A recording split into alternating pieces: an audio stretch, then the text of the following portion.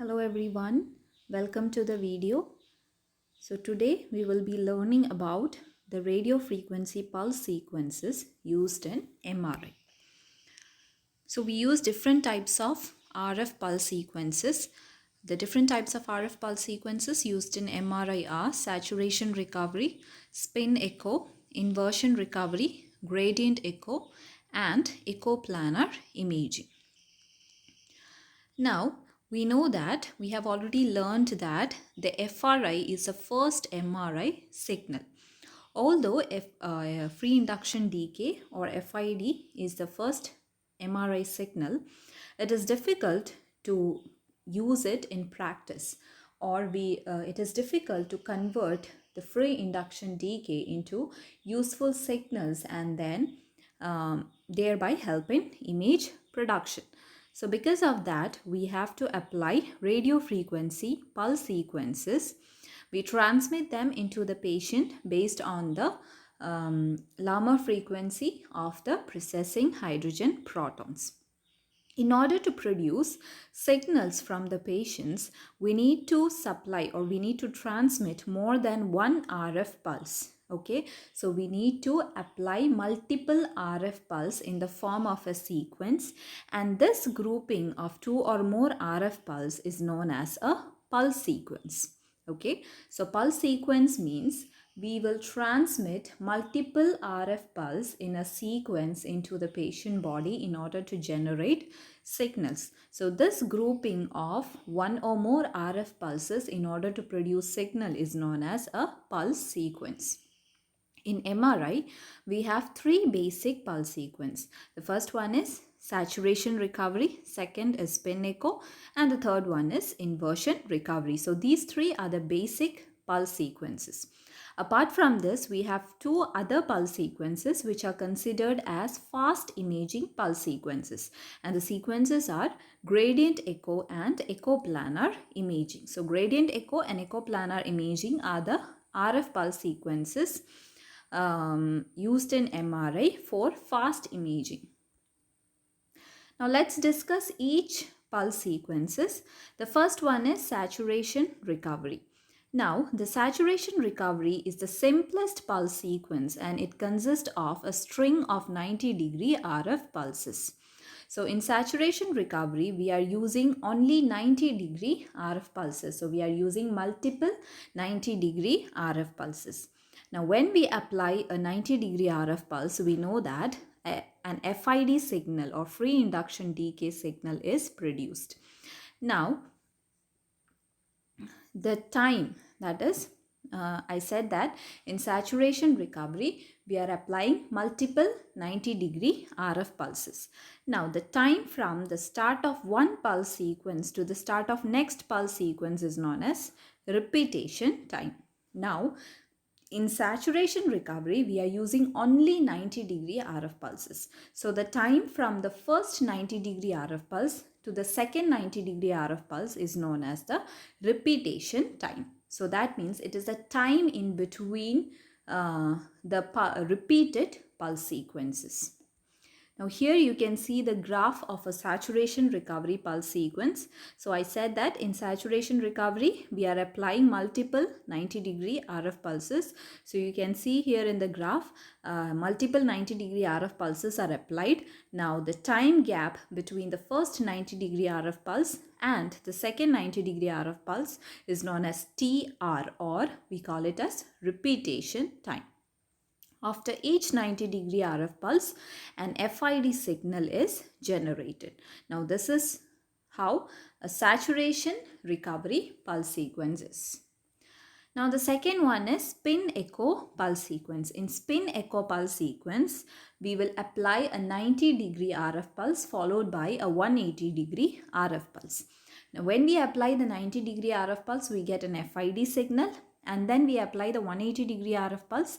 After a short delay of the application of 180-degree RF pulse, we get an echo signal. And this echo signal is known as spin echo. Now, the time between the initial RF pulse and the spin echo is known as time to echo. That means the time gap between the 90-degree RF pulse and the spin echo signal is known as time to echo. So spin echo means we will be applying a pulse sequence of 90 and 180. Again, the pulse sequence will repeat 90, 180. After each 180 degree, we will get an echo signal, and this signal is known as spin echo. Here you can see the graph of spin echo.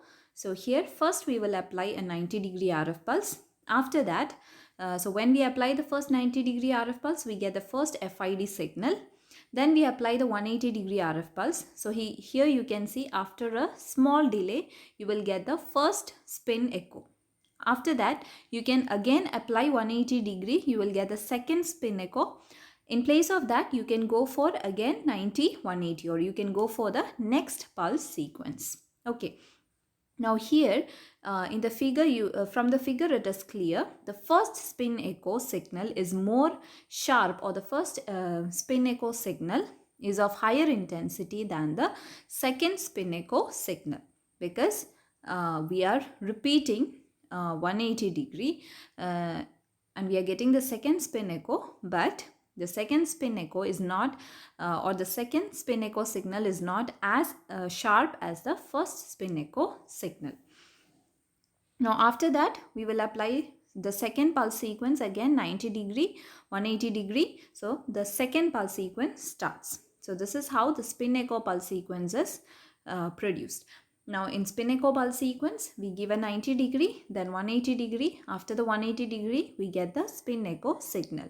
Here the time between the first 90 degree to the second 90 degree is known as repetition time. That means the start from the first pulse sequence to the start of the second pulse sequence is the repetition time. Then we have two more components here, TE1 and TE2. TE1 means the time gap between the first 90 degree RF pulse to the first spin echo, that is the first time to echo. Again, the time gap between the first 90 degree RF pulse to the second spin echo is known as the second time to echo. So this is spin echo pulse sequence. Now third one, we have the inversion recovery pulse sequence. So from the heading itself, it's very clear. It is an inversion recovery. Inversion recovery means here first we will apply a 180 degree RF pulse. Now when we apply a 180 degree RF pulse, we know that initially the net magnetization vector is along the positive Z axis. Now if you apply 180 degree RF pulse, what happens? The net magnetization vector shifts to negative Z axis, or minus Z axis. Now when the magnetization vector shifts to minus Z axis, there is no signal formation, and because of which we give a 90 degree RF pulse after a short delay, and that delay is known as inversion delay time. Again, after the 90 degree, we apply 180 degree again. So when we apply 180 degree, we will get a spin echo signal. Okay, so in inversion recovery, initially we will apply a 180 degree RF pulse. When we apply a 180 degree RF pulse, the net magnetization vector along positive Z axis will shift to negative Z axis. Again, after a short delay called an inversion delay time, we will apply a 90 degree RF pulse followed by a 180 degree RF pulse, and we get a spin echo signal. So this is how inversion recovery pulse sequence is applied. Here in the graph you can see we have applied a 180 degree RF pulse, then we have applied a 90 degree RF pulse. We got the first FID signal. Again we have applied 180 degree RF pulse, so we got the first spin echo. Again we can apply one more 180 degree to get the second spin echo. So as I said earlier, here the second spin echo signal is less intense compared to the first spin echo signal. Now this pulse sequence will repeat again. So again we have 180 degree. Again we can apply 90, 180. So this is how inversion recovery pulse sequence is applied. Now here repetition time means the time between the first 180 degree to the start of the second pulse sequence, that is the second pulse sequence 180 degree. Okay. So that time is known as repetition time. Okay, so here from the figure you can see the first pulse sequence. The start of first pulse sequence is a 180-degree RF pulse. So the time from there to the start of second pulse sequence, which is also a 180-degree RF pulse. So till there it is the repetition time. Now here we also have time to echo, first time to echo, second time to echo. First time to echo means the time gap between the first 180-degree to the first echo signal. That is the first time to echo. Again, the time between 180-degree to the second echo signal is the second time to echo. Now, as I said, in inversion recovery, after we apply the first 90-degree, we give a delay time, and that delay time is known as inversion delay time. So it is a time gap between the first 180-degree and the first 90-degree. So it is a lag that we give before applying the 90-degree RF pulse. Now this type of pulse sequence, we call it as inversion recovery pulse sequence. Then we have the gradient echo pulse sequence. So gradient echo is a fast MRI imaging pulse sequence. In gradient echo, we apply multiple alpha degree RF pulses. So this alpha degree is will be less than 90 degree. So gradient echo means we are applying multiple alpha degree RF pulse along with gradient magnetic field. Now, when you apply the gradient magnetic field along with the multiple alpha degree RF pulses, it will cause the spins to dephase and rephase, forming the signal, forming an echo signal, and this echo signal is known as gradient echo. Okay, so in gradient echo, we will be applying multiple alpha degree RF pulses, which is less than 90 degree. In addition to it, we will be applying a gradient magnetic field, and this will cause the spin to dephase and rephase and forming an echo signal, which is known as gradient echo signal. So this is the graph for gradient echo. You can see we are giving multiple alpha degree RF pulses. So after each alpha degree RF pulse, we get an echo signal. An echo signal is generated after each alpha degree RF pulses. So this sequence is known as gradient echo. And here repetition time means the time between the first alpha degree RF pulse to the second alpha degree RF pulse is known as the repetition time. And the last pulse sequence used in MRI is echoplanar imaging.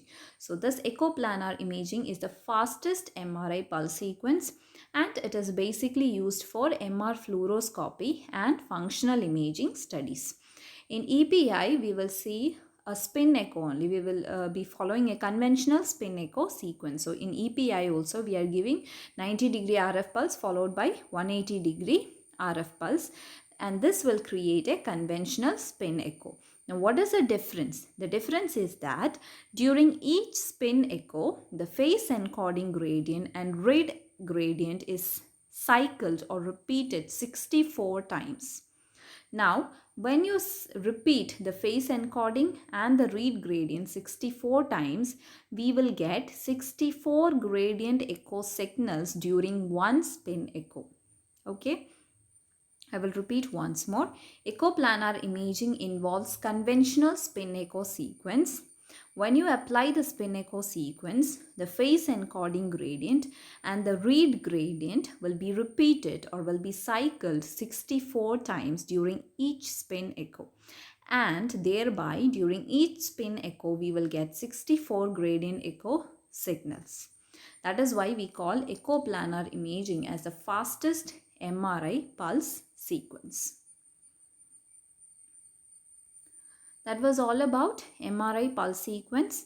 Thank you so much for watching. If you find this video useful, please like, share and subscribe.